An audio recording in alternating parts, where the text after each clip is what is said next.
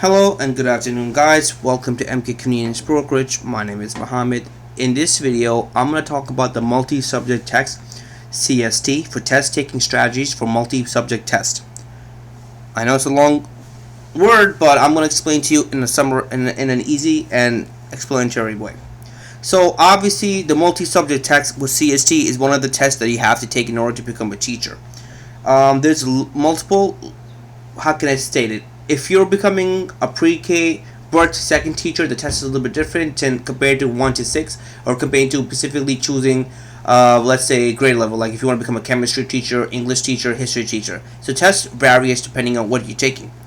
The test does consist of parts where they have literacy in English, language arts, mathematics, and arts and science. There's different types of CST in it. As you can, if you look into the test, you'll see it. As I said, there's three parts. There's a science part, English part, and math part. Science is the easiest part, personally, that I've seen. You know, is you could take it, you could take the test separately, but I feel like math and English are somewhat hard to take, which I've seen so far. There's 4 versions of this test, like I said before. There's this test, birth to second, 1 to 6, 5 to 9, and 7 to 12. Well, obviously, as you can see, the reason is 5 to 9 because middle school. You know, so a lot of teachers you'll see they start teaching from 5 to 9 because, or they start seeing teachers coming in. That's what they specialize in. If you're a 1 to 6 teacher, you can't go teach 5 to 9 because your CST is registered for that, and obviously your license is also registered for that as well. You have to pass all 3 parts. Obviously, there's 3 parts of it. It does show you the CST. There are a lot of practice tests online. There's practice tests on YouTube. You can watch the YouTube pages, you know, like what YouTube channels, just put CST multi-subjects practice test, it'll show you exactly. But, you know, if you get an opportunity to go to one of the workshops are really good, to be honest with you. It does tell you exactly what to do. It does tell, you what you need to do. CST is all multiple choice questions, so keep this in mind. CST is all about multiple choice. You can do good in multiple choice, you should be doing good in the test. The essays, I believe, weren't that much. They're not that. You should do the essays, but the multiple choice questions are where if you do good in the multiple choice, even if you leave the essays blanks, if I believe, you will pass. So that's what the CST was about. So keep this in mind. So this is what it is, as tells you automatically. So knowledge, there's 17 questions. It's 30% of the test. Instruction is 30% of the test. And the instruction in language, instruction in English and language are 10%. There's like altogether 70%. So that's like 40 questions. So that's like more than half the test. And obviously the other 30% is going to be about the essays that they give you. So the multiple choice, as you can see, is a big bulk of it. So make sure you spend your time on the multiple choice. Essays should be done as this. If you know the essays are 30% and everything, and this was what I saw. This was English language art. So this is the math. As you can see, now math is 80%. Automatically, everything over here listed is 80% plus 20% of the other constructive response items. So this constructive response items is only 1. So they give you 1. This constructive response items is 1 as well. So this constructive response for here, for math and science, arts and science, was none. So it's all multiple choice. It's 100%. So this is, as you can see. So 80% of this. So what does this show you? That 80% of the multiple choice questions are going to be based on that. So 40%, if you do good in the math section, 20% in the constructive response section, that just shows that multiple choice are where you should be spending most time in. So even if you get a 0 in that, you get an 80 in this, common sense, you will pass the test. So you just need to concentrate more and more practice in the multiple choice questions. What I will do in the constructive response is, personally, this is what I'll do, is I'll look through it, I'll do the essay, and I'll make sure, while I'm reading, I'll make sure I'll do like a rough draft in somewhat ways. And if I have enough time to go back, and then I'll go back to that enough time. Because even if I do something on it, and there's like spelling mistakes and everything, I'll get some points on it. You see what I mean? Like, if like 20%, I get 5 points, or I get 8 points. Like I know what people are saying, like, you want 20%, or, if you're good at essays, you want all of it.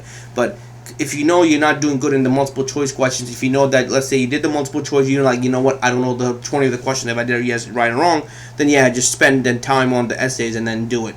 You should be knowing that, at least that 20% you did it's absolutely right. You know that this is not wrong, you know this is absolutely right, then you should do it. But if you know that 20% that you just did it, you don't know what's going on, then I would not spend my time on it.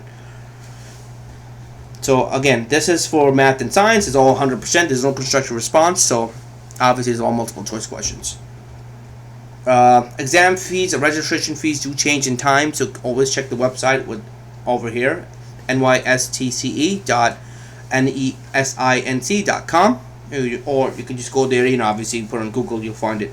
Part 1 is $75. Part 2 is $75. Part 3 was $50, and all parts are $179. So, if you could take it separately. I always advise people, if you want to take it in one shot because you don't have enough time, go for it.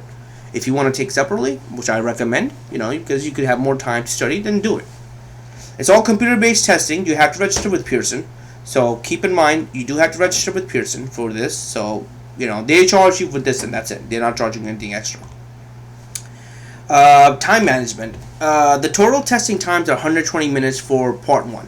So Part 1 is 120 minutes, 135 minutes for Part 2, and 60 minutes for Part 3. Well, the reason is because there's only multiple choice questions in Part 3. So 120 and 135 minutes. Part 1, they tell you exactly over here. The selected response items are designed with the expectations of response time up to 60 minutes. And the constructive response team is designed with the expectation of a response up to 60 minutes. So they're saying that the essays are 60 minutes and the other is 60 minutes. So Part 2 with the math, obviously it's math. People struggle more in math than I feel maybe in English. It's 75 minutes and 60 minutes for the essay. So they're giving you more time for the math part. And obviously Part 3 was all multiple choice questions. Only 60 minutes you get. How do you study for this type of exam? My personal opinion, when I took the Part 3 for the CST Math and Science, I studied, I had a book. If you feel like you better to learn in a group setting, go to a group setting, go to a workshop. If while you're in school, let's say you definitely the time you start college, definitely that you're going to become a teacher, I would start taking the test. Do not be the one that takes a test after you got your degree and everything, and now you're taking the test and now you're struggling. I feel like while you're in school, you're still fresh in mind, you still workshop, you still have time. Obviously, if you do have time, obviously, everyone's schedule is different, but if you do have time, you do have that energy, take some workshops. Get the certification before you take the test. Before you graduate, I'm sorry. Now, once you get the certification, does that mean you become a teacher? No. That doesn't mean you become a teacher. You still need a bachelor's degree in that related field, either birth to second, 1 to 6, or Pacific subject matter area.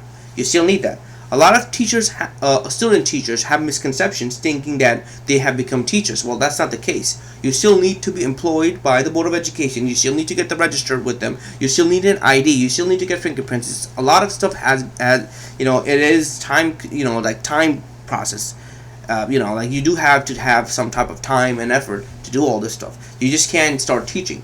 There's been cases where I've seen people start teaching in a classroom setting, not having the license, and they think they're teachers. Well, no, that's not how it is. Keep this in mind. Review the exam framework. Learn how it is, just like today. Identify unfamiliar terms and concept. Look for whatever terms you have unfamiliar with. Create a study guide. Define unfamiliar items. Review unfamiliar concepts. So this is the connections to CST Math, multi-subject 1 to 6. And obviously, these are some performance indicators and standards that they, test you on. So you can always look at this on your own. Obviously, the multi-subject is offered throughout computer-based testing. It's throughout the year, so you don't have to worry about it. This is some sample practice tests. You could go on it, and obviously this is the tutorial. There's no note taking. There's only a whiteboard. They give you a piece of whiteboard to do it. There's a navigation system on the computer. It's really easy. You can flag your questions as well. You could tell when you're taking the test. You can flag it. The time record's right there. This is a CUNY Teacher Education Blackboard group. If you plan to go ahead, this is a Blackboard group. This is a website, preparation guide, framework. You could always go to Engage New York Common Core Standard, where you could engage other items as well, learn about it. And if you have questions, obviously, you can always email CUNY. If you are a CUNY student, you might have an advantage of doing so. So it's really easy. Hopefully, guys, I explained to the best of my knowledge about these 3 tests. It is a CST. The teachers also had to take the other tests as well, which is the LAST, ALST. They keep changing the names, but it's the same thing. But this is the CST is one of the tests you also need to take. regardless where you are. With that being said, that's about it. Thank you again, guys, for watching this video. Hopefully you guys enjoyed it. If you guys have any other questions, comments, concerns, please comment, like, subscribe. I'll try my best to help you out as much as possible to clarify any confusion you guys have. As you can see, there's basic questions, like constructive response and everything. Hopefully I'll try to make a video of what type of questions they do ask. Hopefully it'll help you out as well.